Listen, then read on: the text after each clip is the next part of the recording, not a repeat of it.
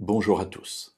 Cela fait 2 jours maintenant que nous lisons l'histoire de cette femme qui s'est approchée de Jésus dans la maison de Simon le lépreux, qui a cassé un vase et qui a répandu un parfum extrêmement cher sur la tête de Jésus. Et nous avons vu hier la réaction des disciples qui s'indignent, qui s'irritent contre elle, parce que pour eux, c'est du gaspillage. Voilà, c'est un parfum qui valait quasiment une année de salaire, et on aurait mieux tiré parti de ce parfum que de le gaspiller en le répandant sur la tête de Jésus.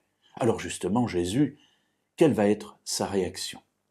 Prenons l'Évangile selon Marc au chapitre 14 et voyons, si vous le voulez bien, les versets 6 et 7.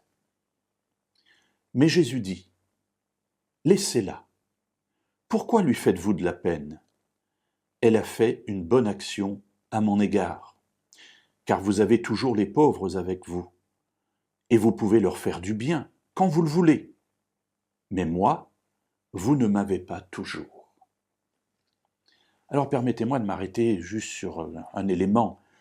Il y a beaucoup de choses à dire là-dessus, mais l'interpellation de Jésus, d'abord un ordre, laissez-la. Et l'interpellation, la question de Jésus, pourquoi lui faites-vous de la peine? Elle fait une bonne action à mon égard. Pourquoi lui faites-vous de la peine? Voilà une question intéressante. Les disciples sont d'une question sur un niveau pécuniaire, voilà combien ça pourrait rapporter, on a gaspillé. Ils ne voient pas l'acte d'amour de cette femme. Elle a fait une bonne action à mon égard. Et c'est une bonne action vis-à-vis de Jésus, ce n'est pas n'importe qui non plus, c'est leur maître. Et puis, il interroge les disciples sur les motivations qui sont derrière leur attitude.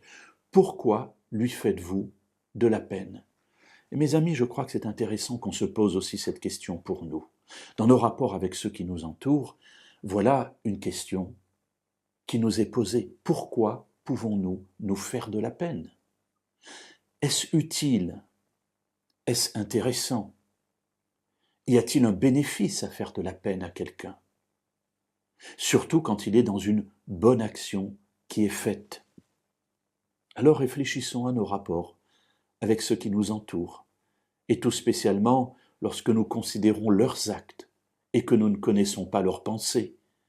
Pourquoi leur faire de la peine?